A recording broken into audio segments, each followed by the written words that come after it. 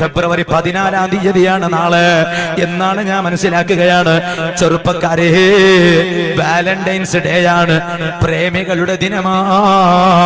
പ്രേമികളെ ദിനാചരണ എന്ന പേരിൽ ഏതോ ഒരു നാട്ടിലുള്ള ഒരു പരിഷ്കാരം ധർമ്മനഗരക്കാരെ ചെറുപ്പക്കാർക്ക് വേണ്ട, പൊയ്യത്ത വയലുകാർക്ക് വേണ്ട, കാസർഗോഡ് ജില്ലക്കാർക്ക് വേണ്ട, മംഗലാപുരത്തുകാർക്ക് വേണ്ട, മുസ്ലിം ചുണക്കുട്ടികൾ എവിടെയുണ്ടോ ഒരാൾക്കും വേണ്ട.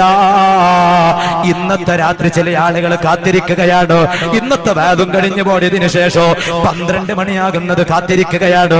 ആ 12 മണിയായ ഉടൻ തന്നെ വാട്സപ്പിലൂടെ ഷെയർ ചെയ്യപ്പെടുകയാണ്, ഫേസ്ബുക്കിലേക്ക് പോസ്റ്റ് ചെയ്യുകയാണ്. എന്താണ് പോസ്റ്റ് ചെയ്യുന്നത്?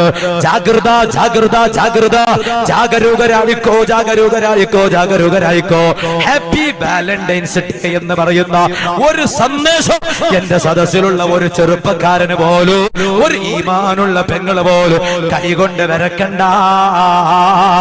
അല്ലൗമ നഖ്തിമു അലാ അഫ്വാദിഹിം വതുകല്ലിമുനാ ഐദീഹിം വതശഹദു അർജുലുഹും ബിമാ കാനൂ യക്സിബൂൻ.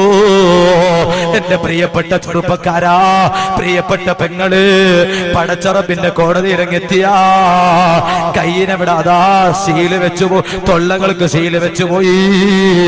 നാവ് കൊണ്ട് കളവ് പറഞ്ഞ് രക്ഷപ്പെടാൻ സാധ്യമല്ല.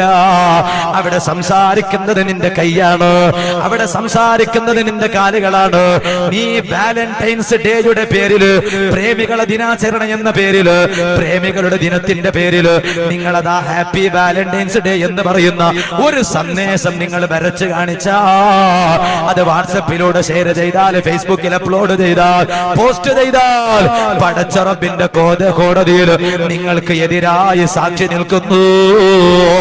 അതുകൊണ്ട് ആ ഒരു പരിഷ്കാരത്തിലോ ഈ സദസ്സിലെ ഒരു ചെറുപ്പക്കാരനും പെങ്ങളും പെട്ടുപോകരുത്. നീ വൈകിയ വേളയിൽ ഉണർത്തി ഇന്നത്തെ എന്റെ സംസാരം